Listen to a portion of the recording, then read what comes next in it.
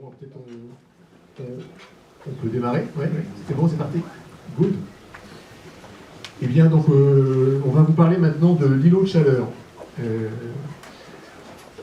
Sujet d'actualité, je sais pas, je ne vais pas faire d'amalgame entre l'îlot de chaleur et canicule, mais on a vu que cet été, il a fait très chaud. L'été, la canicule, peut-être la plus importante, ou la seconde la plus importante depuis 1900, et pour ceux qui ont eu le courage de se plonger dans les rapports du GIEC, on sait maintenant que le climat, il est écrit jusqu'en 2050 minimum, et que ce que ça nous promet, c'est que entre maintenant et 2050, une augmentation entre 1 et 2 degrés, une multiplication par 5 des jours de canicule. Bref, on est dans un avenir hostile, et l'avenir en ville qui est concerné par l'îlot de chaleur est aussi. C'est un sujet, l'îlot de chaleur, qui nous concerne beaucoup à l'agence depuis longtemps. On a un historique sur ces questions-là. Tout à l'heure, Patrick, tu évoquais des concours perdus parce que peut-être trop innovants. Ça nous est arrivé sur le thème de l'îlot de chaleur. Il y a des architectes à l'agence qui ont passé leur diplôme sur le thème de l'îlot de chaleur. Et pas un seul projet depuis quelques années se fait sans évoquer cette question, projet ou concours sur lesquels, Franck, souvent tu nous aides. Et un jour, j'ai découvert un nouvel univers. Un jour, on a commencé à travailler concrètement ensemble sur une parcelle du centre parisien. Et tous nos fantasmes et nos envies de traiter l'îlot de chaleur ont pris une dimension bien particulière. Tu as réussi à... Je ne sais pas si le micro marche toujours. Tu as réussi à objectiver nos envies et tu as trouvé les méthodes d'aller encore plus loin, évidemment, que ce que l'on pratique habituellement. Franck Boutet, tu es fondateur et patron de Franck Boutet Consultant, Grand Prix de l'urbanisme. Je te connais en particulier pour ta capacité à faire le grand écart. Faire le grand écart sur tes prises de parole et tes études. Tu veux un peu d'eau ? Tiens, je t'en prie. Le grand écart en termes d'échelle. Tu sais aussi bien parler de l'échelle territoriale, de l'échelle du bâtiment ou de l'échelle de la fenêtre. Je dis ça en te paraphrasant un petit peu. Et aujourd'hui, donc, tu viens nous parler de l'îlot de chaleur. Tu m'as dit, en scientifique, on ne peut pas commencer à parler de l'îlot de chaleur si on ne définit pas ce que c'est. Alors Franck, c'est quoi l'îlot de chaleur ? Bon, allez, je vais me lever quand même. Ça fonctionne là ? Ouais. Ouais, merci pour l'invitation. On va raconter des petites histoires. Je ne sais pas si on va parler que d'îlot de chaleur. J'ai pas du tout pensé à préparer des diapositives pour expliquer qui on est, ce qu'on fait, etc. Je ne vais pas vous montrer des projets non plus. Je vais vous parler de la thématique. Du coup, c'est quoi l'îlot de chaleur ? Alors, c'est une notion qui est un peu, qui a une définition d'ailleurs, mais qui est une définition qui n'aide pas énormément. En gros, l'îlot de chaleur, c'est juste la mesure de la différence de température entre un milieu urbanisé et le milieu non urbanisé qui est alentour. Donc en fait, c'est juste cette différence de température. Donc en fait, ça dit pas grand-chose. Il y a une différence de température, ok. Donc voilà, c'est un peu la seule image, parce que sinon je vous ai plutôt ramené des images reposantes, un peu immersives, quoi, des triptyques. Je suis en train de devenir un peu trop trinitaire d'ailleurs, je me rends compte. Mais bon, des jolis triptyques, voilà, c'est la seule image peut-être sur laquelle je vais m'appuyer là. En gros, c'est ça. Voilà, c'est la courbe là entre un milieu urbanisé, le milieu ouvert alentour. Il y a une augmentation de température. Donc ça, c'est l'îlot de chaleur. Donc ça mesure un phénomène assez réel. On mesure une température, mais ça dit pas grand-chose. Et en l'occurrence, ça permet pas vraiment de parler de confort, par exemple. Donc souvent, on mélange îlot de chaleur et confort. Et je pense que dans la suite, on va parler pas mal de confort, mais ça n'est pas exactement la même chose. Puisque pour parler du confort, le confort, il y a des dimensions multiples, même d'un point de vue, on va dire, mathématique, scientifique, quantitatif, physiologique. Il y a un certain nombre de paramètres qui rentrent dans le confort, dont la température, mais ça n'en est qu'un sur l'ensemble des paramètres. Donc bien sûr que le fait qu'il fasse plus chaud peut aggraver les conditions de confort. Mais il y a évidemment plein d'autres paramètres qui rentrent en ligne de compte sur le confort. Si on reste dans les indicateurs quantitatifs, il y a le rayonnement, il y a l'humidité, il y a la vitesse de vent, il y a l'habillement quand même aussi. Et puis, il y a des facteurs qui sont non quantifiables, qui sont des facteurs sociaux, culturels. Toutes choses étant égales par ailleurs, deux personnes ne vont pas ressentir la même sensation de confort. Donc, du coup, on mélange souvent un peu tout en disant îlot de chaleur, donc situation d'inconfort. Ben, pas toujours. Et puis, ce qu'on oublie aussi parfois, d'ailleurs, c'est que l'îlot de chaleur, ça peut être bien. Parce que s'il fait plus chaud au milieu que dehors, ça veut dire qu'en hiver, par exemple, c'est pas mal. Donc ça, c'est une dimension qui est très souvent oubliée. On dit toujours l'îlot de chaleur est un problème, mais l'îlot de chaleur, en fait, a une vertu en hiver, c'est que ça permet de diminuer les consommations de chauffage. C'est pour ça que dans des tissus assez denses, et par exemple dans le centre de Paris, en fait, il n'y a pas une consommation phénoménale dans les immeubles haussmanniens. Bon, ils ont plein d'autres qualités sur lesquelles on ne va pas revenir là, mais on l'avait pas mal décrypté dans l'exposition Paris Haussmann modèle de ville en 2017. Mais une des qualités, c'est que comme il fait plus chaud, finalement, on n'a pas vraiment besoin de chauffage. Alors, ça, c'est sur la définition, donc qui est à la fois qui existe, mais qui dit rien. Par contre, après, il faut s'intéresser il faut essayer de s'interroger sur finalement pourquoi il y a un îlot de chaleur. On dit souvent c'est la densité urbaine qui crée l'îlot de chaleur, pas que. Donc d'abord, il y a un phénomène de captation, puisque on imagine entre l'intérieur là et à l'extérieur, on va recevoir la même irradiation solaire ramenée à une surface horizontale. Donc d'abord, on capte. Donc s'il n'y avait pas de ville, parce qu'il faut raisonner avec rien et avec un milieu construit, on capte, mais finalement, on peut se rendre compte qu'on capterait plus s'il n'y avait pas de ville, puisque la ville, elle va faire des masques, elle va faire des effets d'ombrage, et elle peut finalement bloquer la captation du soleil. Donc finalement, on peut plus capter dans un espace ouvert, on reçoit beaucoup plus d'énergie solaire. Ça, c'est le premier sujet, mais qui a des conséquences assez importantes, parce qu'en fait, on pourrait aussi se dire, parmi les solutions qu'on pourra évoquer à un moment, finalement, on peut aussi essayer de dessiner une ville qui permet de ne pas trop capter. Puisque déjà, par définition, la ville capte moins qu'un espace ouvert. Il y a ville et ville. Et donc, si on commence à réfléchir à des formes urbaines, on peut avoir des formes urbaines captantes ou des formes urbaines autoprotégées. C'est pas facile de faire les schémas avec les mains et tout en tenant le micro. J'y arriverai pas. Mais donc, en imaginant que du coup, je reçoive l'irradiation solaire quelque part là et que j'ai deux bâtiments, si je fais ça, finalement, je ne capte plus. Puisque j'ai autoprotégé, là, le soleil est là, les pleins sont des deux côtés. Donc là, je suis en train de parler du vide. Donc je resserre là et finalement, je ne capte plus. Donc on peut dessiner des bâtiments comme ça, par exemple, qui permettraient de ne pas capter l'énergie, parce que ça, c'est le premier sujet. L'énergie solaire que l'on va capter est vraiment le premier facteur, en fait, de l'aggravation de la température. Donc se protéger, c'est un sujet.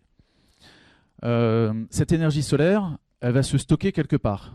C'est là où ça commence à poser des questions sur la forme urbaine. Parce qu'ailleurs, elle se stocke aussi, mais si elle se stocke dans un milieu ouvert, dans un sol non urbanisé, plutôt non minéral, fertile, et si en plus il y a de l'eau, bah finalement, une fois qu'elle a été captée, elle migre à travers le milieu et elle va se stocker dans la terre, elle va descendre plus ou moins profondément, et puis à un moment, elle aura l'occasion de ressortir, mais ça, je vous le dis après. En ville, c'est un peu plus compliqué, parce qu'elle va aller se stocker dans des matériaux qui augmentent finalement le pouvoir de stockage. C'est ça le problème, mais on voit bien aussi que ça peut être des solutions. Il suffit de trouver des matériaux non stockants. Et donc, on va capter cette énergie solaire dans des matériaux qui ont la capacité de stocker des calories et peut-être de moins être en capacité de les réémettre. Donc là, on touche un problème. Après, cette énergie solaire, à un moment, il va bien falloir qu'elle sorte. Quand on est dans un milieu ouvert, finalement, le meilleur aspirateur à calories, c'est la voûte céleste. Donc finalement, si on est dans un milieu ouvert, cette énergie qui a été captée dans la journée, elle migre dans le sol, elle descend jusqu'à une certaine profondeur, elle se stocke dans les couches supérieures. Et après, il se passe quoi? La nuit, la voûte céleste joue son effet et elle avale toutes les calories.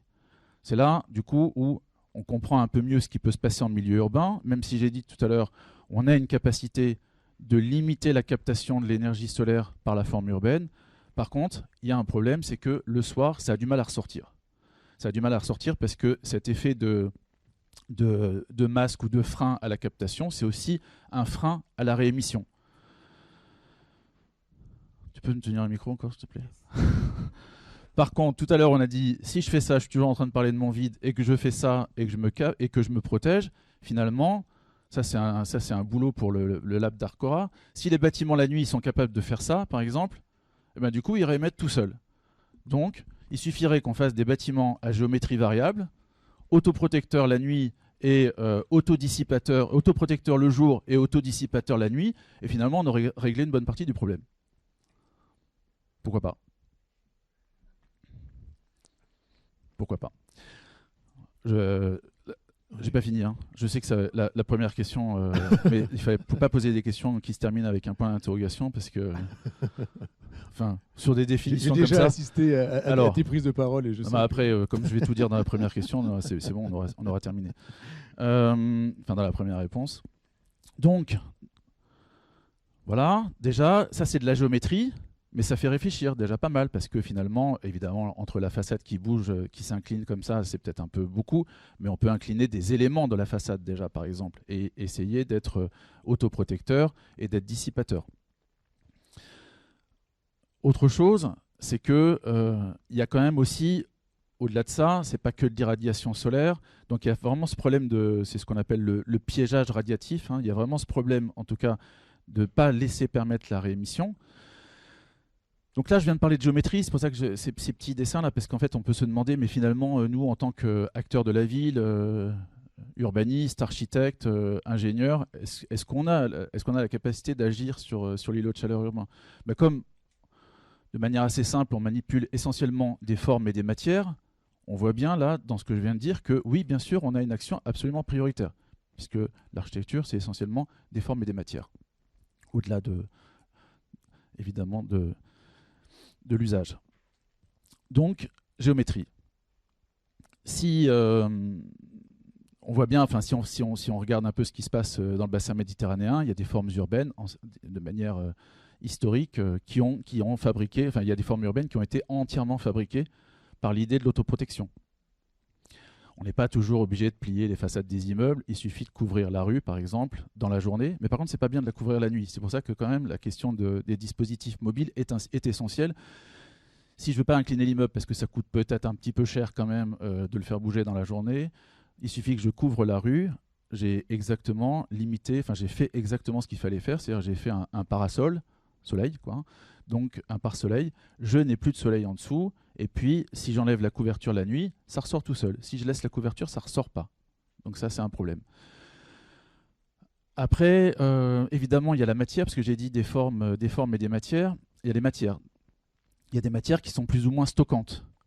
Le noir, pour revenir sur le noir, c'est pas le truc le plus génial, évidemment, pour maîtriser l'îlot de chaleur. Bon. Mais attention, pas que. Même ça, c'est subtil, parce que il faut faire attention aux idées reçues. Tout le monde sait tout aujourd'hui, mais attention.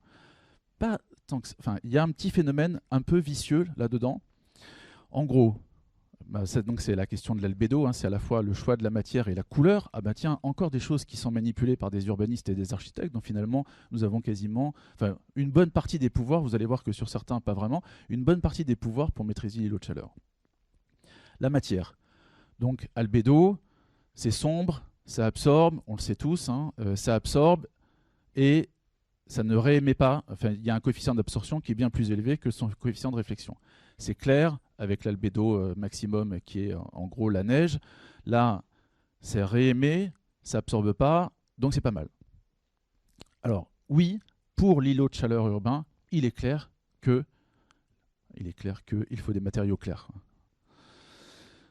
Pour l'îlot de chaleur urbain, puisqu'il faut essayer de renvoyer au-delà de la géométrie, d'utiliser cette fois-ci la matière et la couleur pour renvoyer au maximum l'irradiation solaire vers le soleil. Pourquoi pas? Donc ça veut dire qu'il faut des matériaux clairs pour l'îlot de chaleur urbain. Par contre, la petite subtilité, c'est que si on couvre un sol de matériaux clairs, lui va prendre l'irradiation solaire et il va la réémettre. Donc au moment où je vais passer sur ce sol, finalement je me prends quoi? Le soleil sur la tête et le soleil par réflexion qui vient du matériau clair. Donc la petite subtilité, c'est que quand on fait des cartographies un peu fines d'un indicateur qu'on appelle l'UTCI qui permet de mesurer ce genre de choses, en fait on voit des effets un peu contre-intuitifs que les matériaux clairs, à un instant T, peuvent créer en fait une sensation d'inconfort parce qu'il y a finalement un double effet d'irradiation, par le haut et par le bas. Mais par contre, en termes de stockage de température, donc par rapport véritablement au phénomène d'îlot de chaleur urbain, oui, ne pas stocker, c'est bien. Ok, donc là on a parlé de la forme, de la matière, de la couleur. Après, il faut dissiper. Ça, c'est une autre manière. Tout à l'heure, j'ai dit vers la voûte céleste, mais ça, c'est ce qui marche le mieux. Donc, faisons en sorte de dessiner des projets urbains, des quartiers et des bâtiments qui ont la capacité de réémettre vers la voûte céleste, parce que c'est le plus efficace. Mais après, on peut aussi dissiper l'énergie qui a été stockée. Alors, avant de dissiper, d'ailleurs, je vais dire aussi, il n'y a pas que le soleil, évidemment, qui crée ça. Il y a ce qu'on appelle les sources de chaleur anthropique. Donc ça, c'est ce qui est lié à l'homme. Et là, du coup, oui, la question de la densité, puisque plus on est nombreux, d'abord, on est tous des radiateurs, vous le savez. Donc on émet de l'énergie. Donc cette énergie cumulée dans l'espace urbain, ça fait que, du coup, il y a des calories excédentaires. Et donc là, on ne parle plus du soleil, on parle des activités. Dans les gros postes de chaleur anthropique, donc il y a les individus, chacun son radiateur, donc 100, 120, 130 watts par personne. C'est pas mal quand même. Il y a évidemment les véhicules thermiques. La combustion dans les voitures fait que, évidemment, on transforme une matière en énergie et donc ça dégage de la chaleur. Donc cette chaleur, elle se retrouve en ville. Et puis, il y en a une autre, un peu vicieuse aussi, c'est toutes les émissions de chaleur liées à la production de froid. Donc si on produit du froid quelque part en ville, on produit du froid, c'est bien pour celui qui a son froid. Par contre, en produisant son froid, qu'est-ce qu'il fait? Il emmerde tous les autres en dégageant du chaud. Donc là, il faut arriver à mettre en place les solutions de captation du chaud pour que celui qui a absolument besoin de froid, on peut d'abord essayer de se passer de froid, mais il y en a qui ont absolument besoin de froid. Donc celui qui a absolument, on ne peut pas interdire quand même, enfin c'est compliqué d'interdire un hôpital de se passer de froid. Donc celui qui a besoin de froid, en fait, il ne faut pas en tout cas que ça dérange les autres. Pour qu'un bâtiment rafraîchi, ça embête 1000 bâtiments alentour.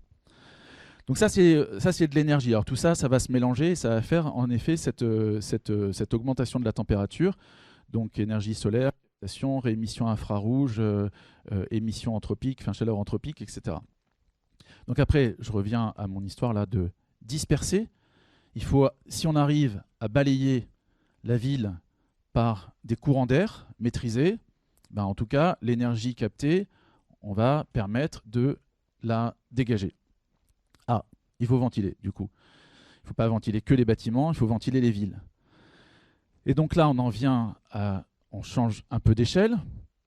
Après, on verra comment il faut ventiler les bâtiments aussi, mais on en vient en tout cas... Et puis, je ne vais pas rentrer trop dans le détail, parce que sinon, après, j'aurais plus rien à dire sur les questions suivantes. Donc, il faut ventiler, ok. Mais là, est-ce que je le dis maintenant ou est-ce que j'attends? Tu veux que je pose la question d'après? Non. On avait répété. Hein, mais... ouais, vachement. On a énormément préparé, comme vous voyez. Donc, en tout cas... Non, quand je dis ventiler, on verra après un peu plus précisément peut-être, mais parce que c'est assez important d'avoir ça en tête. Ça veut dire qu'en fait, la trame urbaine, ah tiens, on est encore en train de parler de quelque chose sur lequel on peut avoir une maîtrise, on est en train de changer d'échelle. Ça veut dire que la trame urbaine a un intérêt fondamental, évidemment, pour la maîtrise de l'îlot de chaleur urbain. Et quand on parle de la trame urbaine, finalement, c'est le rapport entre les pleins et les vides, donc la géométrie des vides et la géométrie des pleins, mais aussi leur orientation, leur connexion, la question des nœuds, etc. Donc ça veut dire que, est-ce que le vent peut s'engouffrer à travers la ville et balayer et arracher les calories qui n'ont pas pu être émises directement? Ça pose une vraie question, parce que à l'échelle d'un bâtiment, souvent on végétalise, on met de l'eau, et puis il ne se passe pas grand-chose, en fait. Bah oui, il ne se passe pas grand-chose parce qu'il manque un ingrédient absolument fondamental, qui est la brise. Donc il faut aussi, ça veut dire qu'il faut dessiner des bâtiments, des quartiers, des villes, avec la brise comme outil de conception. Comment on fabrique de la brise? Je dis brise pour ne pas dire vent, parce que le vent c'est négatif souvent, mais brise, c'est gentil. Du coup, comment j'arrive à disperser comment j'arrive à travailler finalement sur une forme de perméabilité ou de porosité aérolique. Et ça, du coup, mais ça va complètement spolier ma réponse après, en fait, ça nous fait dézoomer complètement, puisque je dois passer du bâtiment à l'espace public, etc. Bon, je reviendrai après à ça, parce que je vous raconterai une petite histoire. Donc, finalement, se protéger, réémettre, ventiler pour disperser, réguler aussi par la matière, donc sur ces questions d'amplitude jour-nuit, utiliser la fraîcheur nocturne si tant est qu'il en est, parce que un des phénomènes aussi qu'on peut mesurer avec l'îlot de chaleur urbain, c'est qu'il y a une diminution de l'amplitude jour-nuit, justement exactement par les mêmes effets que je viens de raconter. Comme ça capte, ça réémet pas, etc. Donc il y a une diminution de l'amplitude jour-nuit, donc on a un peu du mal à faire cette régulation qui est que de toute façon, quoi qu'on fasse, il y a toujours de l'énergie solaire, et tant mieux, qui tombe sur l'espace urbain. Donc comment j'arrive à le dissiper? Si j'ai énormément de matière stockante, si je fais que des blagues partout, par exemple, attention. Hein. Donc s'il y a énormément de matière stockante et que du coup ça ne réémet pas, en fait, ce que je vais faire, c'est que je vais diminuer l'amplitude jour-nuit. Et cette diminution de l'amplitude jour-nuit, c'est évidemment un levier que je ne vais pas pouvoir activer pour me décharger la nuit. Et donc c'est ça aussi qui se passe, c'est qu'à un moment, je vais mettre de l'inertie dans mes bâtiments, et puis, c'est bizarre, il ne se passe pas grand-chose. Bah oui, il ne se passe pas grand-chose, parce que s'il n'y a pas d'amplitude jour-nuit, ça ne sert à rien de faire de l'inertie. Ça, c'est un vrai sujet d'ailleurs par rapport au climat dans lequel on intervient.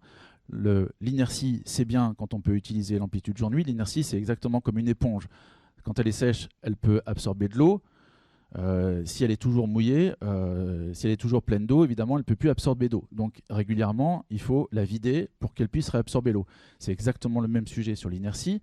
Il faut que ça puisse se remplir et se vider. Si ça ne peut pas se vider, donc s'il n'y a pas d'amplitude jour-nuit, ça ne sert à rien de faire de l'inertie. Au contraire, c'est même contre-productif. Donc quand tout le monde dit il faut faire de l'inertie, non, il faut faire de l'inertie quand il y a une amplitude jour-nuit. Il y a des climats dans lesquels il n'y a absolument pas d'amplitude jour-nuit. Il faut surtout faire tout sauf de l'inertie. Et donc un des problèmes de l'îlot de chaleur urbain, c'est qu'on réduit l'amplitude jour-nuit, donc on réduit la capacité à vider les éponges, que sont les bâtiments ou même les matériaux de l'espace public. C'est-à-dire en gros à vider les stocks inertiels. Voilà. C'est bon pour la première question, non? On peut passer à la suivante. Et je pense que tu as peut-être même déjà commencé à répondre à la seconde. On s'était dit, l'îlot de chaleur, c'est une problématique qui se traite à différentes échelles. Ah oui, on à l'échelle du bâtiment. À répondre, hein. Oui, donc tu as commencé à répondre, mais tu as peut-être des éléments complémentaires. Ouais. Alors, avant ça, parce que quand même, il y a du vert là à droite. Mais ça, c'est un peu plus dans les solutions, mais c'est intéressant de l'avoir en tête aussi, c'est que non, on va le dire après, sinon j'aurais plus rien à dire. Allez, on avance. Ok. Bon, finalement, je viens de le dire. C'était juste pour vous montrer l'image, parce que vous avez dit que j'avais mis des images reposantes. Cette question à la fois de l'ICU, du confort en ville, ou du confort partout d'ailleurs, pour moi, c'est une question, j'aime bien dire, de la fenêtre. Et vous allez voir qu'il n'y a même pas que la fenêtre, il y a l'intérieur, de la fenêtre à la géographie. Il y a une histoire de continuité et de cohérence scalaire qui est absolument fondamentale. Et très souvent, on oublie parce que, alors c'est classique parce que chacun intervient sur son périmètre, chacun intervient sur son échelle, chacun intervient avec ses prérogatives. En France, en plus, comme on adore mettre des périmètres. Et je vais faire une petite parenthèse d'ailleurs pour dire que la plupart des phénomènes naturels et la plupart des phénomènes des équations écologiques, en fait, se jouent dans la continuité. Historiquement, originellement, pas historiquement du tout, originellement, la nature est continue. Les interventions humaines ont créé et continuent à créer en permanence des discontinuités. C'est-à-dire qu'on découpe. On met des frontières autour d'un pays, on met des limites parcellaires autour des parcelles, et la frontière évidemment la plus imperméable, c'est les murs. Donc en fait, on passe notre temps à faire de la discontinuité pour plein de raisons différentes. Après, on invente même les contrats de la séparation, les contrats de la discontinuité. Et donc en faisant ça, finalement, on rompt en permanence des phénomènes naturels et des cycles écologiques. On crée ces coupures, ces séparations, ce que j'appelle donc là, du coup, des discontinuités. Un des enjeux pour arriver à faire coexister artefacts et nature, construire construire en harmonie avec la nature, c'est de travailler sur ce que j'appelle de manière, ça fait peut-être faussement intello, j'appelle ça des non-discontinuités, dans l'idée que on ne peut pas créer de la continuité puisqu'elle est originelle, donc soit naturelle, soit divine, c'est selon.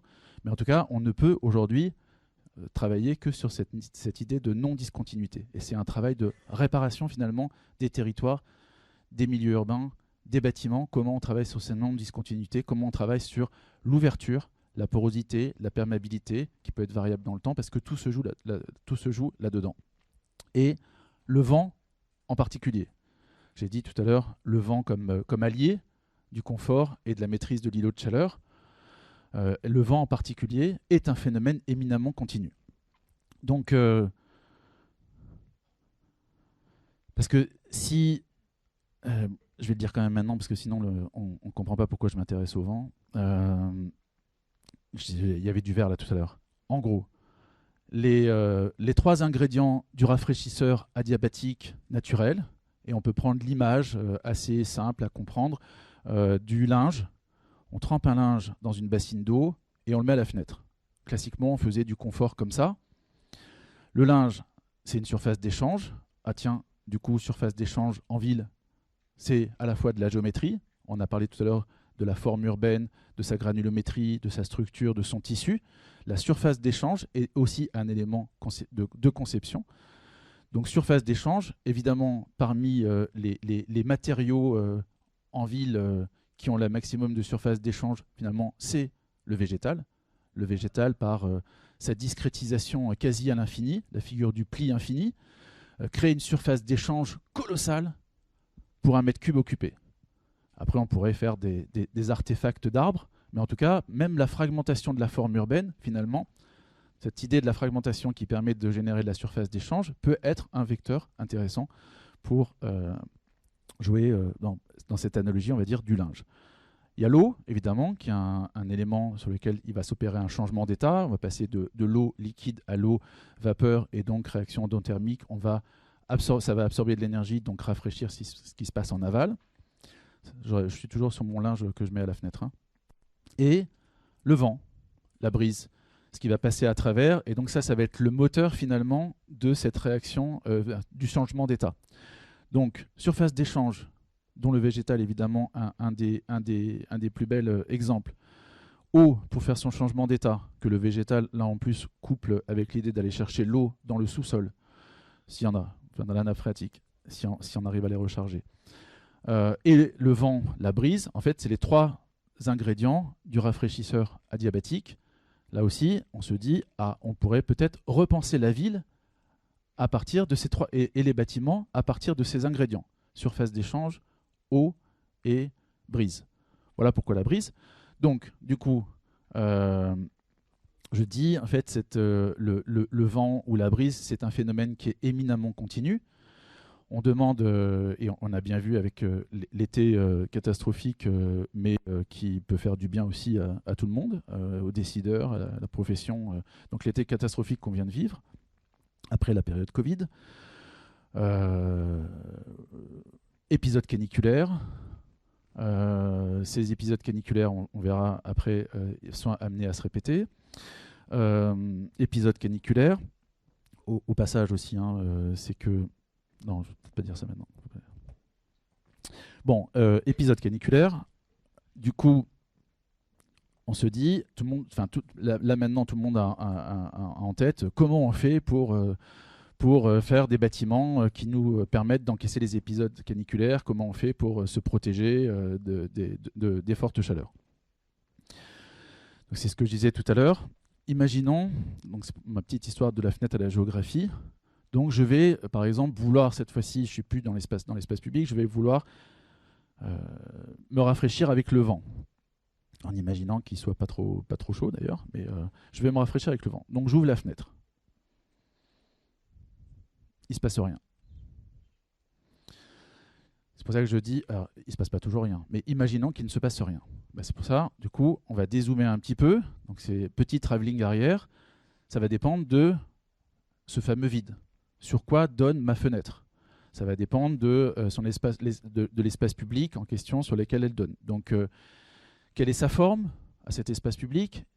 Comment est-il orienté? A-t-il la capacité de prendre le vent ou pas?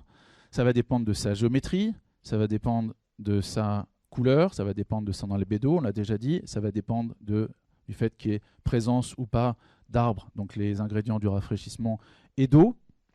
Donc, on ne peut pas déjà se dire que le confort d'été se joue dans les bâtiments et tout demander aux bâtiments. J'ouvre, qu'est-ce qui se passe?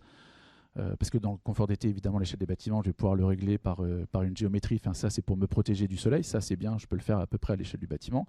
Par contre, cet élément très important qui est ma capacité à utiliser cette brise, là, elle nous emmène dans une autre histoire, l'espace public, le vide, les connexions des vides. Est-ce que le vent a réussi à s'engouffrer dans un premier espace vide, mais finalement, s'il est bloqué ensuite et s'il n'a pas de capacité à aller dégager et à aller s'engager dans les autres espaces vides, donc l'armature urbaine qu'on a conçue aujourd'hui pour faire passer des voitures, en fait, il faut la concevoir aussi pour faire passer, enfin pour créer cette brise. Ça change tout évidemment parce que les voitures, on les a fait tourner à angle droit. Le vent ne tourne jamais à angle droit. Il n'aime pas ça du tout. Donc en fait, on est plutôt sur une forme arborescente, une forme de trame qui redessine complètement l'espace public. C'est public ou privé d'ailleurs. En tout cas, le vide. Un élément très important. C'est-à-dire qu'il faut aussi imaginer, redessiner et reconcevoir par le vide et non plus par les pleins. C'est la même histoire que la continuité, mais on pourrait dire aussi, qu'il y a une deuxième parenthèse, que finalement, la plupart des phénomènes naturels se jouent dans les vides et non dans les pleins. Qui pose une question quand même, parce que depuis que les enjeux environnementaux existent appliqués aux opérations d'aménagement et à l'immobilier, en fait, on consacre 99,99% des moyens, en gros, sur les pleins. Donc on fait en permanence de la suroptimisation des pleins, et on a un peu oublié les vides. Moi, je pense qu'aujourd'hui, il faut redessiner, reconcevoir, repenser les villes, les bâtiments par leur vide. Et il faut faire un projet du vide. Et on le voit bien avec cette histoire du vent. Donc je dézoome, je parle d'espace public, etc. Je dézoome encore dans mon travelling arrière. Et là, ça va parler plutôt de la forme de la ville. Son organisation territoriale. On ne parle jamais vraiment de la forme de la ville. Mais si, la forme de la ville, son organisation territoriale, comment est-elle installée? Est-ce qu'il y a des vides alentours qui lui permettent justement de se régénérer? Est-ce que ces vides, quelle est la qualité de ces vides? Évidemment, ils ont des qualités et un usage absolument essentiel pour nourrir, pour donner de la place aux stockeurs de carbone naturels que sont les végétaux, pour donner la place aux autres habitants de cette terre au-delà des humains. Mais ils ont aussi ce rôle absolument essentiel d'être des régulateurs thermiques et des générateurs de brise. Donc, quelle est la forme de cette ville? Si je regarde d'où viennent les vents, sur quoi sont passés les vents avant d'arriver sur la ville, s'ils sont passés sur une surface plutôt fraîche comme une forêt, s'ils sont passés sur une surface d'eau, donc un lac, un étang, un océan, etc. Peut-être là aussi, je vais avoir une capacité évidemment totalement différente à gérer mon confort et mon îlot de chaleur urbain, etc. Enfin, c'est pas peut-être, c'est évident. Et finalement, on voit bien que cette histoire, elle nous emmène de la fenêtre à la géographie. Maintenant, on revient à la fenêtre. On imagine que on a tout réglé. Donc, dans des projets nouveaux, ça veut dire qu'il faut avoir ça en tête, évidemment, comment on arrive à faire cette articulation de la géographie à l'enveloppe, de la géographie à la fenêtre. Mais évidemment, dans les territoires déjà constitués, et ils sont beaucoup là, évidemment, en Europe, En fait, c'est plutôt ce travail d'adaptation, ce travail de réparation dont je parle. Bon, imaginons que tout soit réglé. J'ouvre la fenêtre. Il ne se passe rien. Là, on va aller regarder ce qui se passe de l'autre côté. Qu'est-ce qui fait qu'il ne se passe rien ou qu'il peut se passer quelque chose? C'est-à-dire qu'en gros, le vent va devenir un allié et une ressource pour moi pour me rafraîchir à l'intérieur. Là, ça pose des questions aussi assez essentielles. Patrick est parti, mais tout à l'heure, il a parlé de son 13 mètres pour la réversibilité. C'est la question de l'épaisseur du bâtiment. Si tout a été réglé en amont, parce que tout d'un coup, les décideurs, les collectivités, les aménageurs, les urbanistes ont tout fait comme il fallait, ben en fait, ça pose la question maintenant de l'épaisseur de mon bâtiment. Si j'ouvre la fenêtre et que mon bâtiment est très épais, il ne se passera pas grand-chose. Donc, là, on est en train de parler de morphologie bâtie cette fois-ci, d'épaisseur de bâtiment. Ça veut dire que s'il est fin, il y a plus de chances que ça fonctionne. Après, est-ce que j'ai évidemment prévu mon dispositif d'ouverture dans ma façade, etc. Ça veut dire aussi que ça oblige à retravailler les façades un peu différemment de ce qu'elles sont aujourd'hui. Peut-être que ce n'est pas mon grand ouvrant que je vais ouvrir plein pot, qui va claquer, qui va créer un courant d'air et où les gens ne vont pas le laisser ouvert au meilleur moment, c'est-à-dire la nuit, puisque c'est plus frais, parce qu'ils ont peur d'intrusion, etc. Ça veut dire qu'il faut aussi repenser ce dispositif de la perméabilité et de la porosité aérolique de la façade. Mais là, on est en train de parler de l'épaisseur, donc on est en train de parler de morphologie bâtie donc fondamentale. Suis-je suffisamment fin, etc. Mais après, bon, je peux être fin et avoir une fenêtre que d'un côté, ça ne marchera pas non plus. Donc ça veut dire qu'il faut que je sois fin et en plus que j'ai des fenêtres de l'autre côté et qu'il faut que je puisse aller les ouvrir. Si je suis fin, mais que dans les règles de constitution de la ville ou des règles de mitoyenneté, je ne peux pas m'ouvrir de l'autre côté, ça ne sert à rien non plus. Ce n'est pas la peine d'être fin. Donc il faut que je puisse m'ouvrir. Ça veut dire qu'il faut que je sois fin et en plus sur des orientations suffisamment avec des ouvrants sur des différentes orientations et des orientations suffisamment marquées pour que j'ai des pressions de vent différentes sur les façades. On voit un peu trop parfois quand même dans les concours. 100% des logements sont traversants. En fait, quand on regarde, ils sont un peu multi-orientés, mais parfois multi-orientés juste avec un petit angle de pas grand-chose. Et si le vent dominant vient là, c'est évident que la pression de vent elle est la même ici et là, donc ça ne sert à rien. Il faut donc que j'ai des orientations suffisamment différentes de manière à ce que, quand j'ouvre, il se passe quelque chose. D'où la question, encore une fois, de la forme urbaine et de la fragmentation de la forme urbaine. Ça veut dire que je dois être fin et en capacité de m'ouvrir sur des orientations différentes. Et puis, in fine, tout ça, je l'ai réglé, c'est magique. Et donc, j'ai des orientations différentes, on ouvre les fenêtres, etc. Puis, en fait, là, pareil, il ne se passe pas grand-chose. Parce qu'en fait, on avait fait des logements traversants, mais dans l'organisation du plan, on a fait la zone jour d'un côté, la zone nuit de l'autre côté, et les portes sont fermées parce que les ados n'ont pas envie de voir leurs parents, ou pire, les amis des parents. Et donc, tout est fermé.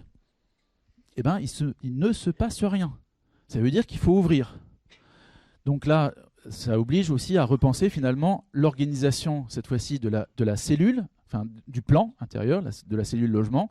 Et vous voyez bien que du coup, c'est extrêmement scalaire tout ça, parce que ce même travail que je fais à l'échelle de la géographie ou de la forme urbaine, il faut le retrouver à l'intérieur du plan. Il faut que les plans permettent aussi leur perméabilité, leur porosité aérolique. Ça ne veut pas dire qu'il faut enlever toutes les portes, mais par exemple, on peut imaginer qu'à côté d'une porte, on ait un petit volet dédié à la ventilation, exactement, puisque tout à l'heure Patrick a parlé de Corbu, mais finalement Corbu il a absolument tout dit donc, sur le bioclimatisme, étrangement. Et après on a tout oublié en disant Corbu c'est pas bien.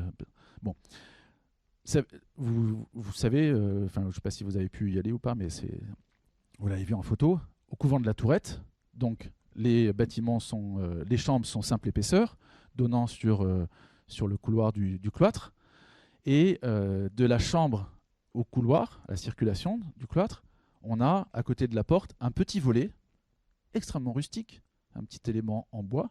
Je l'ouvre, je le ferme moi-même. Il y a une moustiquaire qui permet de, je disais, se protéger. Là, on se protège des insectes. Quand je l'ouvre, il se passe quoi?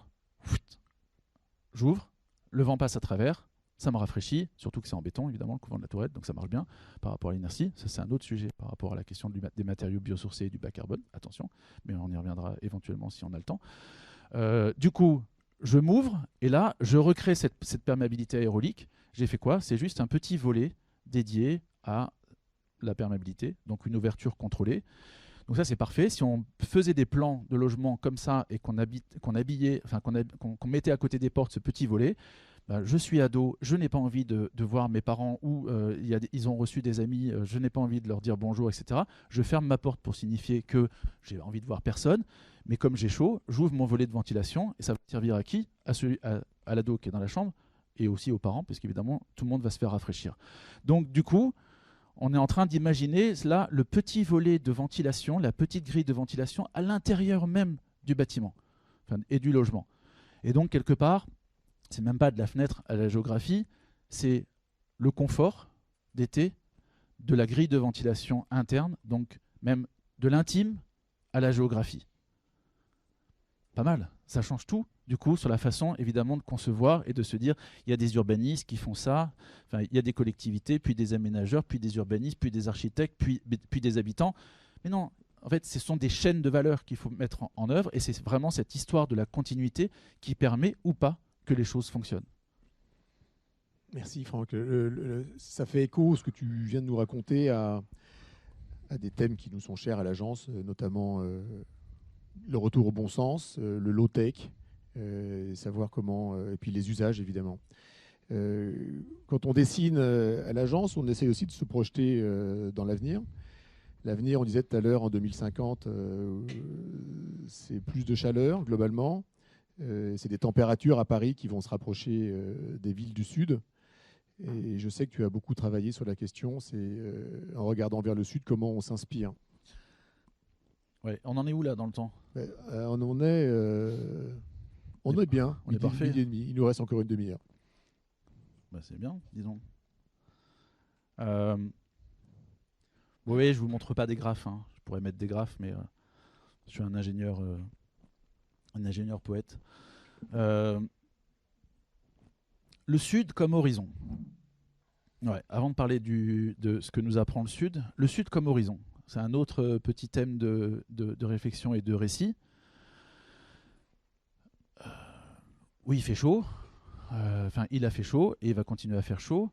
Alors, avant de parler de ça, on va aussi se dire, je ne sais pas si vous êtes coutumier de ces appellations, mais entre atténuation, adaptation, c'est deux stratégies pour lutter contre le changement climatique ou par rapport globalement, pour répondre aux enjeux écologiques. Atténuation, ça veut dire quoi? Ça veut dire que on limite, on essaye d'éviter que les choses arrivent. Par exemple, quand on dit réduction carbone, c'est une stratégie d'adaptation. On réduit le carbone parce que le carbone étant un effet de serre, on va réduire l'effet et donc on réduit pour limiter l'effet. Jusqu'à très récemment en France, on ne faisait quasiment que de l'atténuation. Donc, se prémunir ou faire tout pour que les choses n'arrivent pas. Mais les choses arrivent. Le changement climatique est là. Le GIEC n'a jamais dit d'ailleurs que les choses n'arriveraient pas. Le GIEC dessine des trajectoires. Enfin, il ne dessine pas, il calcule un peu quand même. Mais en tout cas, in fine, ça dessine des trajectoires, des courbes, qui nous montrent un avenir. Il y en a plusieurs, parce que si on regarde vers l'avenir, évidemment, il y a une forme d'indéterminé et d'inconnu. C'est pas aussi déterministe que de tout faire par rapport au présent. Donc on a des scénarios, terme important aussi, c'est-à-dire qu'aujourd'hui, on doit penser en termes de scénarisation plutôt que de détermination.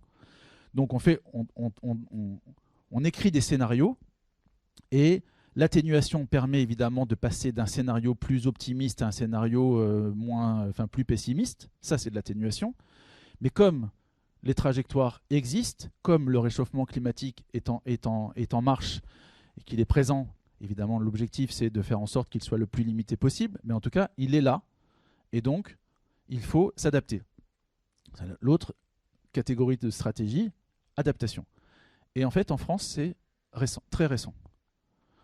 Enfin, et l'adaptation, enfin, on commence à s'intéresser réellement aux adaptations. Ça fait quelques années, quand je dis très récent, que dans les cahiers des charges, déjà, sont demandés d'évaluer ce que peut donner le confort du bâtiment dans une perspective 2030, 2050, 2070.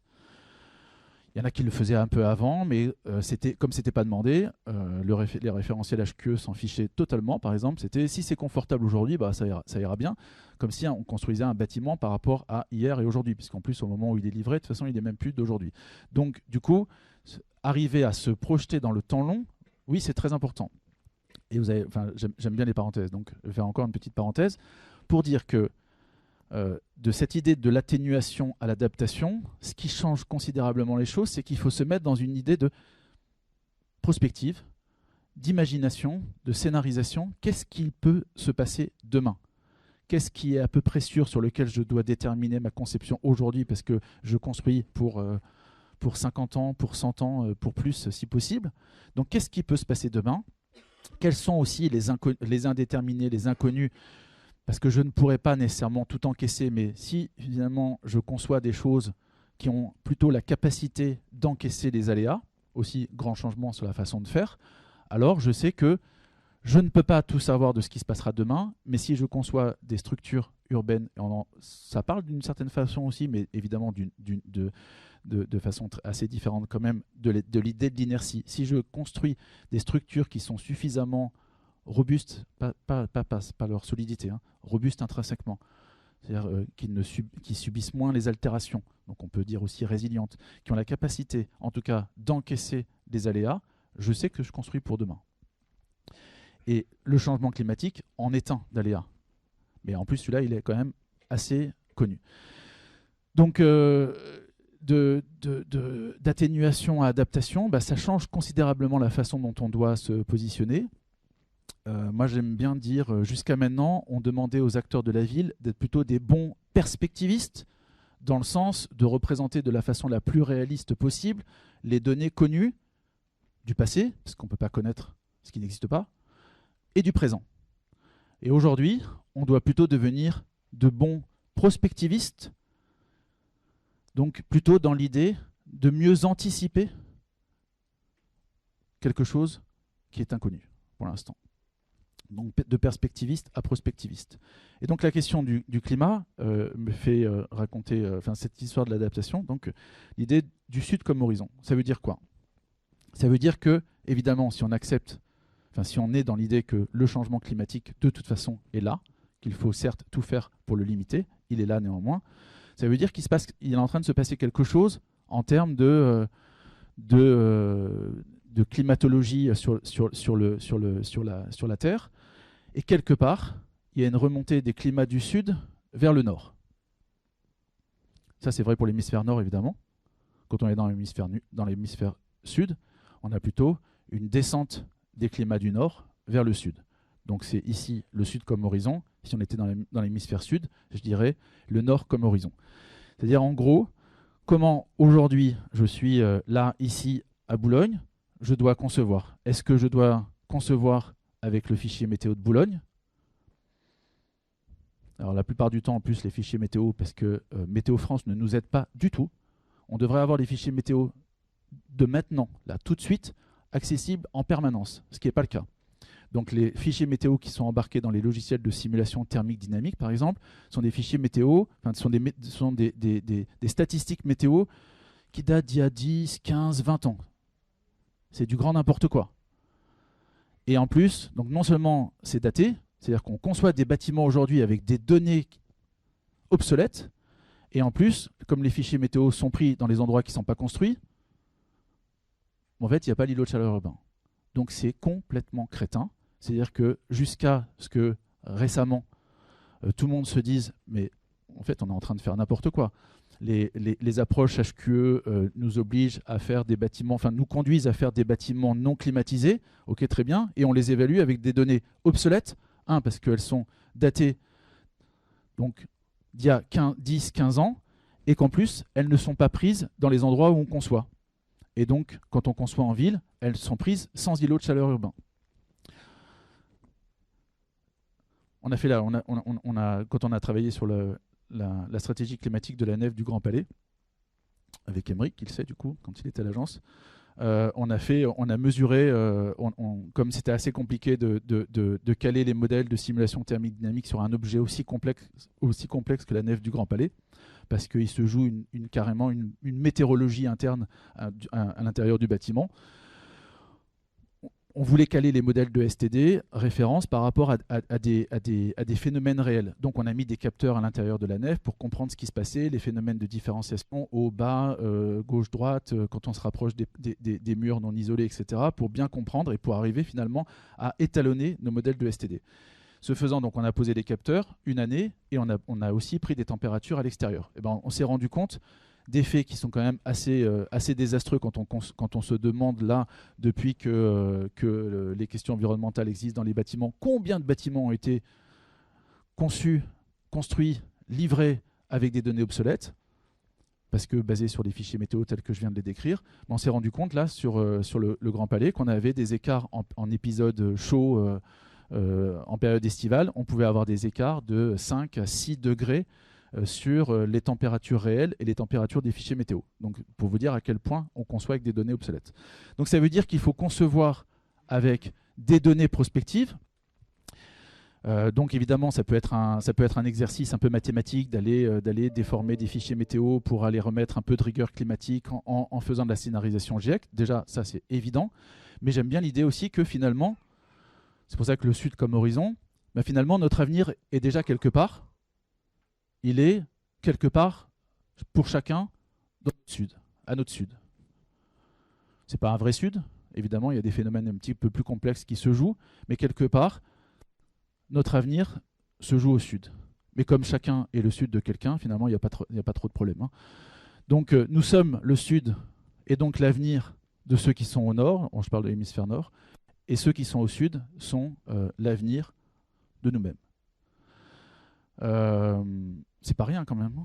Ça veut dire que, en fait, pour concevoir aujourd'hui, il vaudrait mieux aller voir ce qui se passe ailleurs, quelques degrés de latitude en moins pour nous, pour essayer d'apprendre finalement et de se dire, tiens, comment on travaille l'espace public, comment on travaille cette forme-là. Tout à l'heure, j'ai parlé de capter, etc. Comment on travaille les îlots, comment on travaille les bâtiments pour arriver à faire en sorte que là-bas, finalement, on se sente bien. Donc, comment je fais pour que mes objets, mon quartier, mes bâtiments, finalement, soient capables d'encaisser ces aléas. Donc, comment je m'inspire de ce sud. Et j'ai perdu le fil. Le sud. Donc, du coup, je m'inspire du sud. Ok. J'aime bien l'idée que... Alors, c'est comme en astrophysique, hein, d'ailleurs. Pour comprendre les premières minutes de l'univers, qu'est-ce qu'on fait? On court après la lumière. Là, il faut courir vraiment vite. À 300 000 km/s, ça commence à être beaucoup. Donc là, le voyage que je vous propose, on peut le faire beaucoup plus lentement. Là, on essaie d'aller le plus loin possible pour aller chercher les traces les plus anciennes de la lumière en lui courant après. Ben là, en fait, il suffit de se déplacer pour essayer d'entrevoir son avenir. C'est quand même pas mal, non? Et on peut le faire de manière assez simple. Alors évidemment, ça pose plein de questions, parce que si on se dit que le climat n'est pas qu'une chose mathématique, qu'une chose de scientifique, mais qu'il y a un lien entre climat, histoire, culture, oui, du coup évidemment, soit on se dit c'est la terreur du remplacement culturel, soit c'est au contraire une espèce d'enchantement de l'hybridation culturelle et de forme de transculturalité. J'ai réussi à le dire. Du coup, bah oui, apprenons, déplaçons-nous pour essayer de nous entrevoir demain.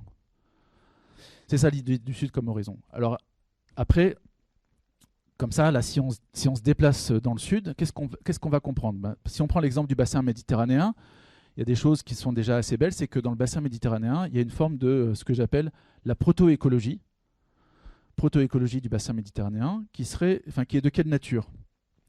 En fait, on voit qu'il y a une forme d'intelligence, d'adaptation des humains, des individus, à leur milieu. Milieu, déjà, et adaptation, et intelligence. C'est pas mal. Intelligence d'adaptation à son milieu. C'est-à-dire comment je m'installe en bonne intelligence dans quelque chose qui n'est pas un site, une parcelle, qui est un milieu. Est-ce que je me mets à l'ombre? Est-ce que je me mets sous le vent? Est-ce que je suis blanc? Est-ce que je suis noir? Je parle des bâtiments. Est-ce que je resserre? Est-ce que je dilate? Est-ce que je végétalise, etc. Donc, comment je m'adapte comment je m'installe en bonne intelligence avec mon milieu. Ça, c'est une des choses qu'on apprend quand même dans le Sud, cette forme de protéocologie, donc d'intelligence, d'adaptation à son milieu.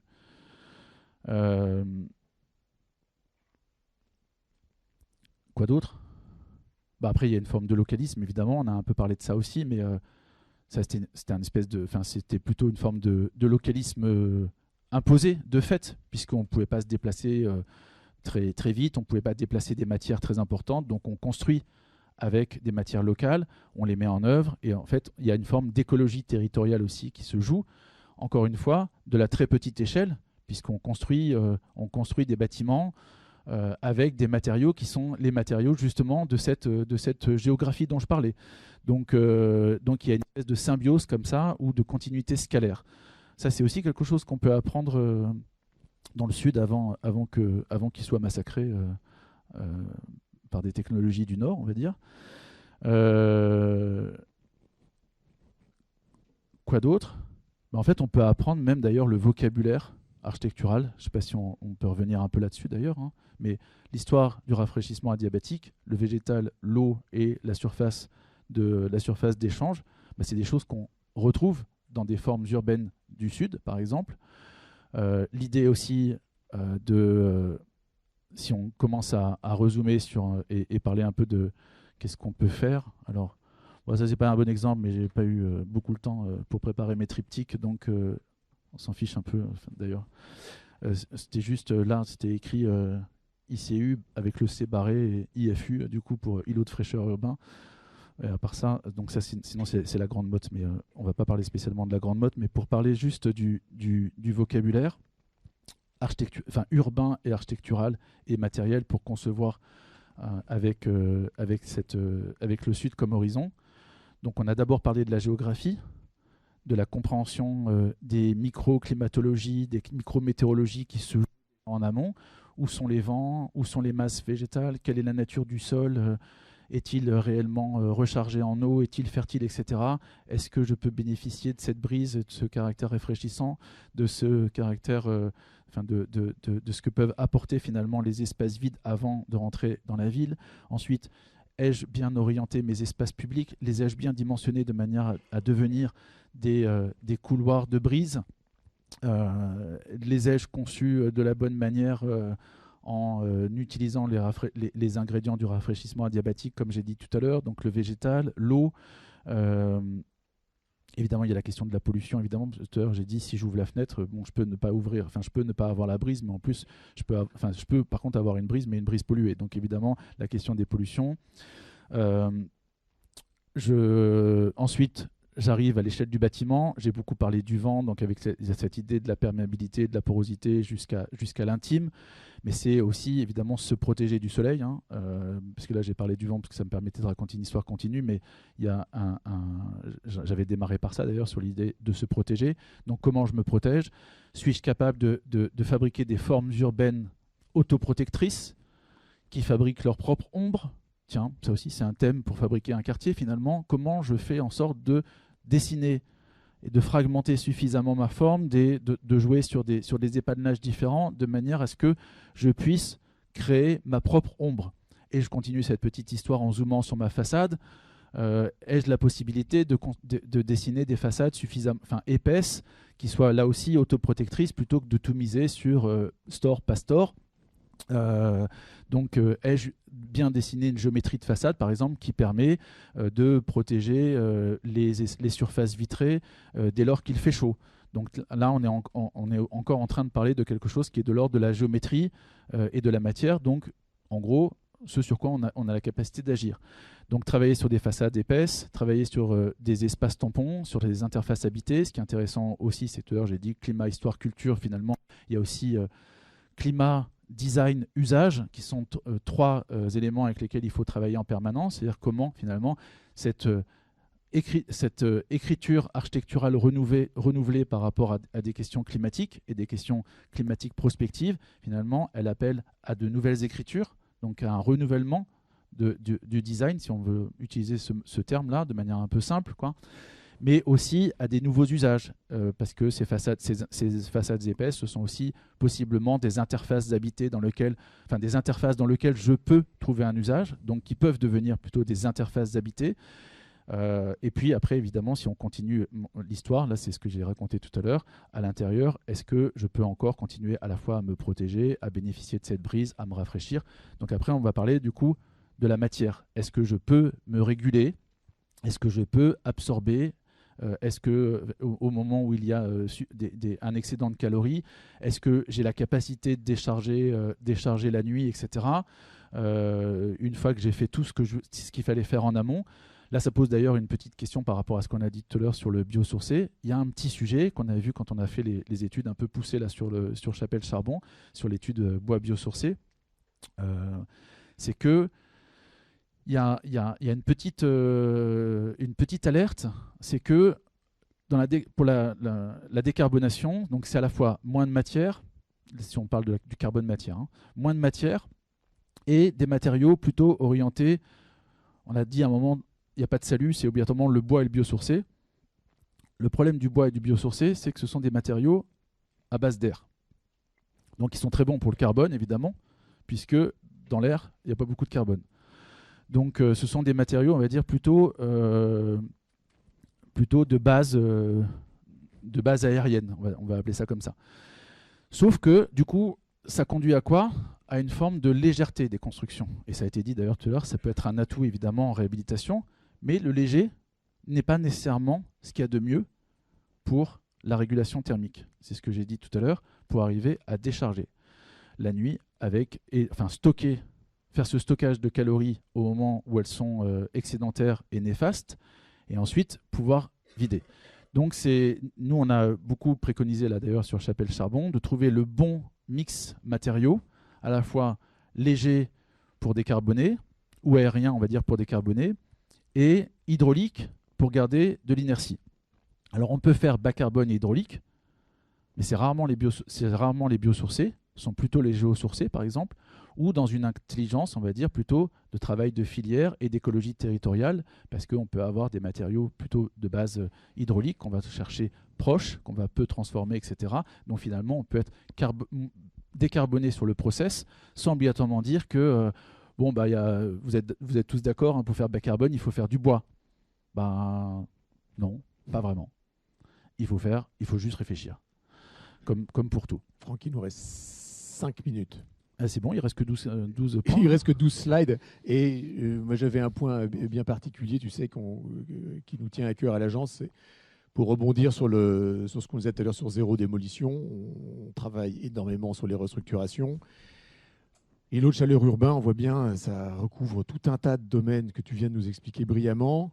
Différentes échelles, de la plus grande à la plus resserrée. Et on voit que la forme urbaine, on parle des formes urbaines, on parle d'ombre, on parle de vent, et tout ça, c'est des choses qui sont figées quand on fait une restructuration. Alors, est-ce que quand on fait une réhabilitation, la bataille contre les eaux de chaleur est perdue, ou est-ce qu'il y a des pistes? Je sais qu'il y a des pistes, puisqu'on a travaillé dessus sur nos opérations communes. Rien n'est jamais vraiment perdu. Mais en tout cas, il faut avoir ça en tête. Et d'ailleurs, puisque si on parle de la très grande échelle à la très petite échelle, évidemment là tu parles plutôt d'une restructuration sur un bâtiment, je vais essayer de comprendre déjà d'où peut venir là, le geste classique, c'est de dire là on parle des espaces extérieurs, je végétalise. Bon, s'il n'y a pas d'eau dans la nappe phréatique, déjà ça va pas beaucoup marcher. Les pauvres sujets végétaux vont avoir du mal à se développer, mais en plus, ils ne vont pas pouvoir jouer ce pouvoir de rafraîchissement. Donc là, tout d'un coup, ça veut dire qu'on est en train d'activer plutôt une dimension écosystémique et une dimension fertile du projet. C'est, oui, végétaliser, donner la possibilité aux végétaux d'aller chercher l'eau qui est dans les nappes phréatiques, mais donc aussi de recharger les nappes phréatiques et donc d'arriver à réactiver, encore une fois, un cycle, le cycle de l'eau, qui est souvent rompu, on casse, on coupe, on sépare, comme j'ai dit tout à l'heure, discontinuité, on emmène, on traite, etc. Et puis finalement, il n'est pas vraiment là. Donc oui, végétaliser, mettre de l'eau, mais il peut ne pas se passer grand-chose. Ça va dépendre de plein de choses.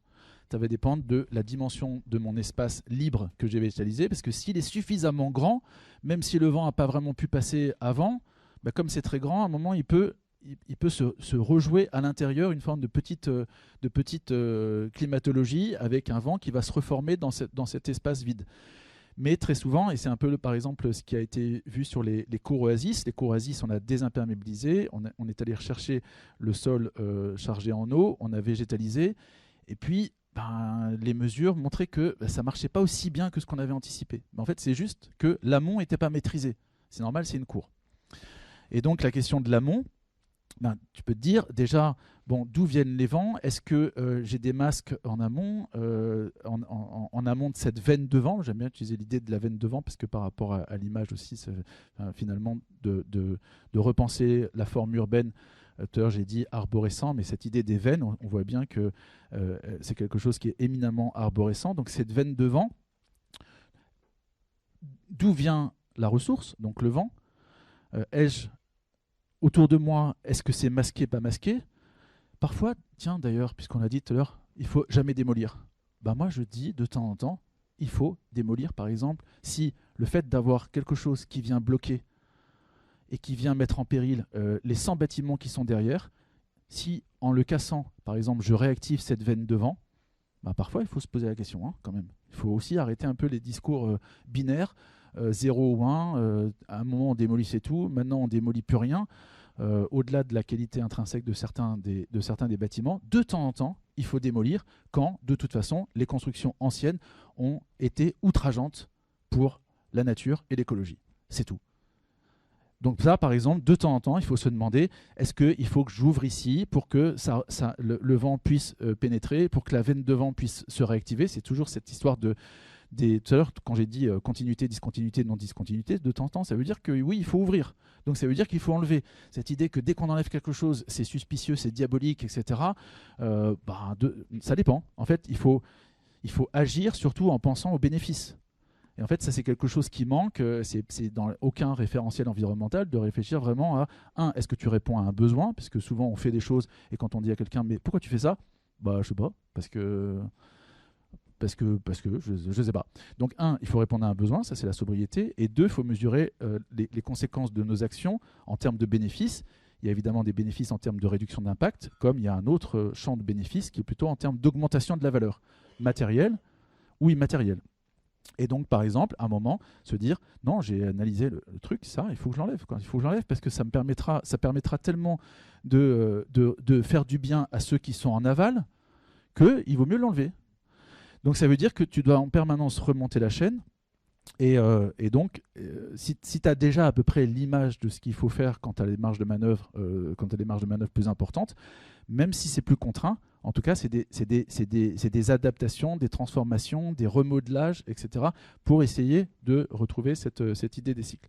Après, sur les bâtiments eux-mêmes, il y a des bâtiments anciens qui fonctionnent plutôt bien, par exemple, du point de vue du confort d'été.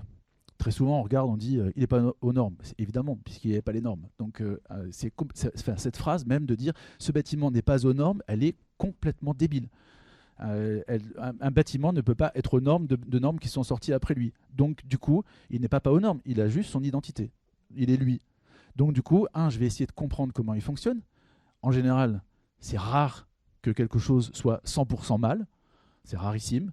Donc il a un peu du mal et un peu du bien, il a des forces et des faiblesses, et comment je réinterviens sur un objet, quelle que soit sa taille, un bâtiment, un quartier, etc., pour arriver à répondre aux faiblesses, mais sans dénaturer, et en préservant et même peut-être en valorisant ses forces. Et donc par exemple, sur beaucoup de bâtiments anciens, ils ont une force, ils ont une faiblesse, c'est que thermiquement ils ne sont pas très bons. Mais thermiquement quoi? Thermiquement par rapport au chauffage. Mais comme de toute façon, en centre-ville, grâce à l'îlot de chaleur, on a moins besoin de chauffage. Et que, avec l'idée du Sud comme horizon, on aura de moins en moins besoin de chauffage. Faut-il réellement isoler tous les bâtiments anciens? Je pense que c'est une bêtise. Du coup, ça veut dire que, ou alors tu les isoles un peu, mais par contre, ils ont une vraie qualité, c'est leur qualité inertielle, leur perméabilité aérolique déjà. Ah tiens, ça passait avant à travers la matière, à travers les murs, à travers les défauts d'étanchéité de fenêtres. Comme on fait que des choses totalement étanches, c'est pour vous raconter, tout à l'heure j'ai parlé de séparation, l'idée du bâtiment hyper performant sur lequel on a maîtrisé toute l'enveloppe, sa perméabilité à l'air, etc., c'est une bêtise aussi. Hein. C'est-à-dire que c'est bien si on considère que le dehors est hostile. Si je dois m'installer en bonne intelligence avec mon milieu qui n'est pas un milieu hostile, peut-être vaut-il mieux travailler sur la perméabilité. Ça ne veut pas dire peut-être perméabilité tout le temps. Là aussi, on peut reparler d'ailleurs de la variabilité dans le temps. Peut-être que je peux être un peu conservatif par rapport à la chaleur pendant une période de l'année, dissipatif pendant l'autre période de l'année, et sinon, plutôt ouvert dans une forme d'intelligence avec mon milieu.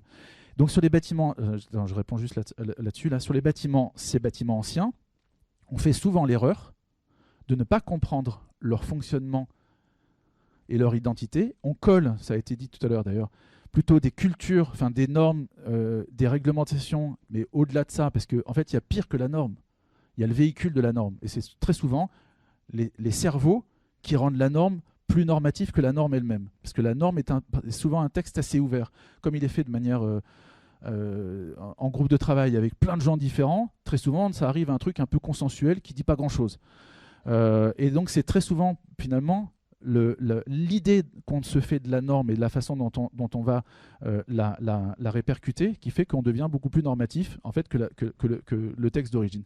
Mais donc, du coup, pour éviter trop de parenthèses, il nous reste 1 minute. Bah c'est parfait. Tout est parfaitement calibré. Du coup, comment je fais, par exemple, sur un bâtiment ancien qui avait cette qualité inertielle, de faire en sorte de conserver son inertie et peut-être de répondre quand même à la performance de sa paroi. C'est pas pour dire, parce que j'avais dit que je ne montrerai pas mes projets, pour pas dire que je suis le plus fort. Par exemple, sur le campus Sciences Po, qu'est-ce qu'on a fait? Bâtiment historique. Donc ça c'est hôtel de l'artillerie, hein, près de l'église Saint-Thomas d'Aquin. Donc à la fois une entité donc classée monument historique, donc impossible d'intervenir à l'extérieur. D'ailleurs pas si vitré que ça. Donc par exemple on a laissé les simples vitrages hein, sur la partie cours Sébastopol sur le campus Sciences Po, et on a réussi à avoir tout ce qu'il faut. On est HQE et tout. Donc on est en simple vitrage. Mais parce que finalement, plutôt que de dire bon bah c'est évident, hein, il faut remplacer le simple vitrage par du double vitrage, c'est évident que tout le monde dit ça. Ben non, et déjà faisons un calcul et voyons où sont les problèmes. Bon, finalement, le vitrage pesait pas grand-chose. Donc remplacer toutes les fenêtres par des doubles vitrages, perdre l'identité, la lecture du bâtiment, c'était une bêtise. Donc on a décidé de rester en simple vitrage. Par contre, on a démonté les fenêtres, amélioré leur étanchéité, etc. Et sur la paroi, les parois opaques, enfin en gros la pierre, ben, il se passe quoi? On a des murs extrêmement épais, donc un volant inertiel incroyable. On voyait que les bâtiments fonctionnaient très bien en été. On s'est dit comment on fait pour les améliorer sans les altérer les améliorer pour l'aspect conservatif, sans les altérer pendant la période estivale. Et donc là, on a mis par exemple un enduit chaud-chanvre qui reste un enduit hydraulique, qui est posé sur l'intérieur de la paroi, qui est un peu épais, il fait 4 à 5 cm. Il fait quoi? Il améliore surtout la température de surface de la paroi, parce que ça, on n'en parle pas beaucoup, mais du coup, si tu améliores la température, enfin ça c'est un des défauts des bâtiments anciens, comme ils ont des températures de surface qui en hiver, par exemple, peut être assez basses, donc on a on a la sensation que c'est froid. Du coup, on chauffe plus pour contrebalancer en fait l'effet de température de surface. Donc là, on améliore la température de surface, ce qui fait qu'on réduit en fait de fait déjà la consigne de chauffage, donc la consommation. Mais cet enduit permet de conserver exactement l'inertie initiale et de conserver surtout le fonctionnement hygrométrique, donc la migration de l'eau qui se joue dans les bâtiments anciens entre l'eau liquide et l'eau vapeur, qui lui permet justement, tout à l'heure on a parlé du point de condensation, qui permet justement de ne pas condenser, parce que les bâtiments anciens, il n'y a pas de problème de condensation, il y a un problème de condensation dès qu'on commence à les isoler. Donc après, il faut les ventiler à mort. Donc ça veut dire qu'on met de la matière, parce que c'est quand même du carbone aussi, on met de la matière pour isoler, et puis comme on a complètement rompu l'équilibre naturel, on le met sur respirateur artificiel, donc on remet de la matière pour aller mettre de l'air, le traiter, etc., faire échanger les calories et tout le bazar.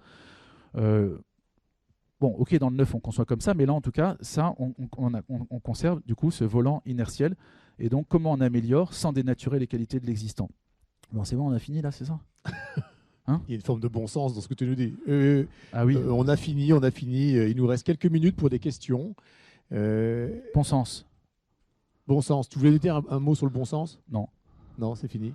Ouais. Non, mais bon, tout ça, c'est que du bon sens, on a bien vu. Donc, bien sûr que j'ai dit plus qu'un mot, parce que ça fait 1 heure que je parle quelque part du bon sens. Non, après, je mettais ça pour dire, finalement, il y a aussi beaucoup de réinvention, ou essayer de retrouver un peu dans l'intelligence d'adaptation au milieu, c'est ce que je disais tout à l'heure, ou des dispositifs naturels, des dispositifs passifs ou des dispositifs vernaculaires.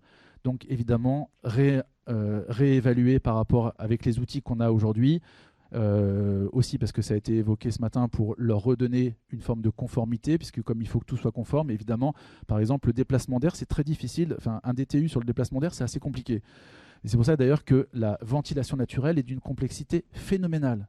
La vraie ventilation naturelle, où vraiment on va faire en sorte que le bâtiment respire complètement grâce à la ventilation. Parce qu'après on peut dire j'ai mis des ouvrants, donc si les gens ouvrent, il va y avoir de la ventilation, donc c'est de la ventilation confort en plus de la ventilation mécanique.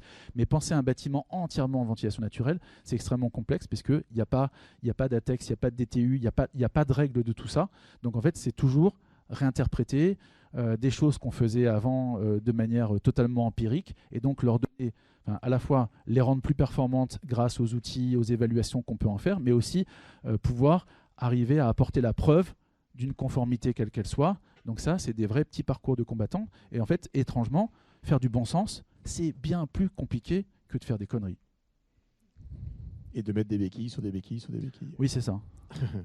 Et merci Franck pour cet exposé brillant. Y a-t-il des questions dans la salle sur des éléments qui n'auraient pas été abordés? Ah, je vois un doigt qui se lève.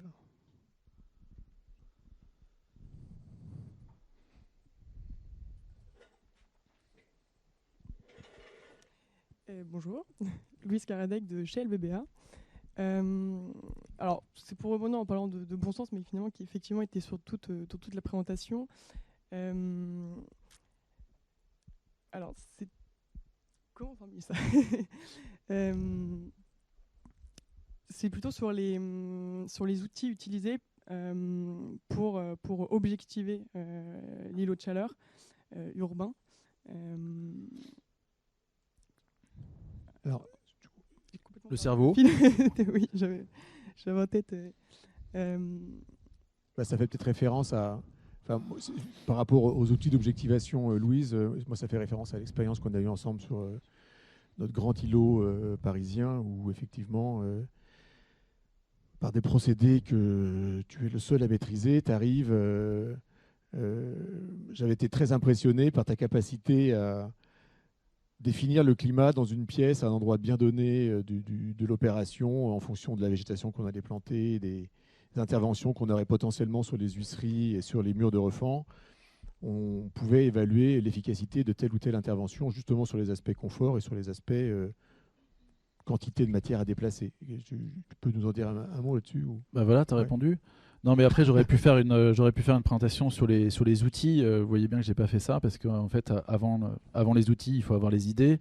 Et du coup, c'est plus les concepts. Et une fois qu'on sait faire ça, qu'on a ça en tête, il y a des outils, bien sûr, des outils de simulation thermique, des outils d'évaluation des transferts de chaleur ou des transferts hydriques au travers des parois, les outils de la mécanique des fluides. Chacun a son domaine d'application, donc ne marche pas pour tout. Par exemple, malheureusement, il n'y a pas vraiment de couplage entre les modèles STD et les modèles aéroliques. Donc il faut beaucoup bricoler quand on veut faire le lien et tout ce que j'ai raconté justement sur la non-discontinuité, donc arriver à valoriser finalement la continuité d'un flux Par exemple, il y a très peu de modèles qui montrent ça. Il y a les modèles de CFD, mais qui sont assez complexes parce que sur un nombre d'hypothèses qui sont limitées et surtout sur lequel on ne peut pas restituer complètement sur une année parce que c'est très long. Donc on fait que des photographies avec les modèles de CFD ou d'aérolique. On fait des photographies à un instant T. La simulation thermodynamique, elle permet évidemment de répondre à une demande de qu'est-ce qui peut se passer globalement de façon statistique sur une année. Et donc ce lien entre la statistique annuelle qui est nécessaire pour dire que globalement ça va bien marcher ou que je peux obtenir ma certification, mon label, etc., du coup, elle n'est pas du tout naturelle dans les outils qui permettent d'évaluer la continuité d'un phénomène comme le vent, la brise, etc. Mais voilà, après, les outils sont là, mais bon, déjà, il faut savoir quoi faire. C'est pour ça que j'ai dit le cerveau, c'est un peu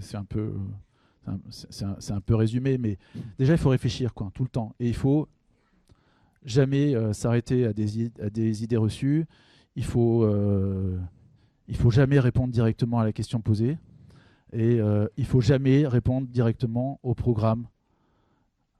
Il faut tout prendre comme sujet à matière critique, c'est-à-dire qu'à un moment, un programme va dire il faut faire ça. Il faut toujours se demander d'abord, faut-il réellement faire ça? Si oui, alors on le fait. Sinon, alors ça dépend évidemment des cadres de dialogue. Si on est dans des dialogues compétitifs, autant c'est long, c'est cher, mais au moins c'est un dialogue. Et très souvent, par exemple, ce que j'ai raconté sur l'exemple de Sciences Po, c'était assez intéressant parce que c'était un CPI, contrat de promotion immobilière, avec une période de dialogue. Donc ça dure longtemps, hein, ça nous met toujours à genoux parce que 3 phases, etc. Mais néanmoins, on a expliqué que si on appliquait le programme à la lettre, on n'allait pas détruire le bâtiment, il ne faut pas exagérer, mais en tout cas, on lui faisait perdre énormément de qualité. Et le programme n'avait pas été conçu justement avec cette réflexion en tête, donc plutôt sur une déclinaison des normes, des labels, donc temps d'isolant sur les parois, etc. Et on a montré qu'on faisait perdre en qualité. Évidemment, ça veut dire que ça prend du temps parce qu'il faut de la démonstration. Donc ça rejoint la question que tu posais sur les outils. Oui, en général, il faut s'outiller, il faut argumenter, il faut faire un argumentaire assez technique, assez complet pour arriver à dire à une maîtrise d'ouvrage, attention, si on applique au pied de la lettre votre programme, on améliore évidemment de façon un peu tautologique, parce que plus on isole, plus c'est isolé, ça c'est pas très compliqué à comprendre. Donc de manière un peu tautologique, on va peut-être améliorer le fonctionnement sur un critère, mais on peut en altérer 2, 3, 4 autres. Êtes-vous sûr de vouloir ça? Évidemment, la façon de poser la question, ça fait que la réponse en général est non, évidemment. Mais encore faut-il avoir la possibilité de dialoguer, ce qui pose la question sur un loi MOP. Autant c'est rapide, c'est efficace, c'est moins chronophage, donc c'est mieux pour nous d'un point de vue, on va dire, confort économique. Par contre, si on ne respecte pas le programme, c'est plus compliqué, surtout s'il n'y a pas d'audition. Si on respecte pas, si on arrive à faire des notices hyper bien argumentées et qu'il y a une audition, alors même en un seul tour, on peut déroger au programme. On a gagné plusieurs fois en faisant l'inverse de ce que demandait le programme, mais en faisant la démonstration que c'était tellement mieux que du coup, il fallait que le programme s'adapte. Mais attention, parce que quand je dis l'inverse, j'exagère un peu. Si c'est vraiment l'inverse, ça veut dire que même ça peut être déclaré comme non conforme. Donc, du coup...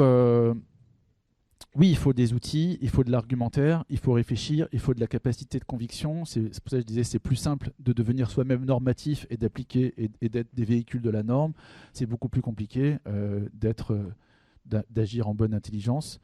Mais bon, ça se fait. Enfin, moi, j'ai l'impression qu'on arrive à le faire quand même sur nos projets. Mais après, comme je ne les ai pas montrés, il faut me croire, c'est tout. Mais,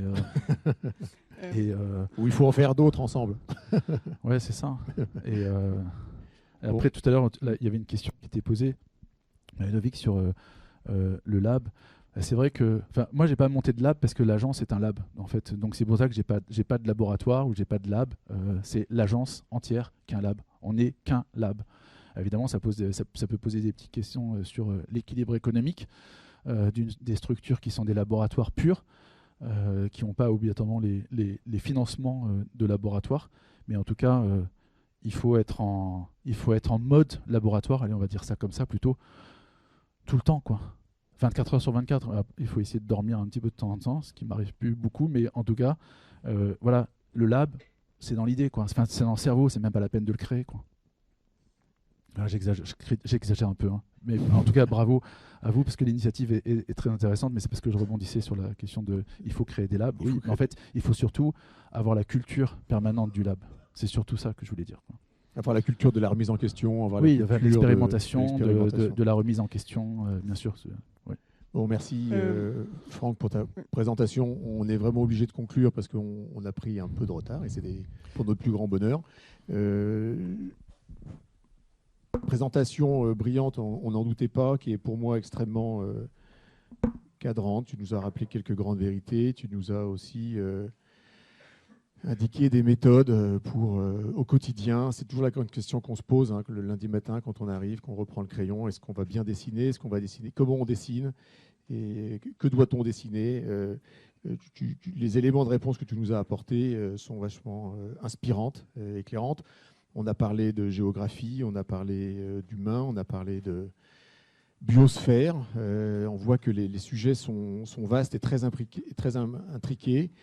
Et pour moi, dans la pratique quotidienne, je conclurai sur le fait que ça renforce cette idée que l'architecture doit orchestrer tout un tas de domaines différents dans lesquels on ne peut plus aujourd'hui aborder un projet sans un paysagiste, sans un écologue, sans un très bon BET façade, et sans cette complexité d'études qui nous amène bien souvent à des réponses les plus simples possibles et les plus orientées vers le bon sens. Et ça renforce cette conviction qu'on a à l'agence. Merci encore Franck. C'est la fin de la matinée.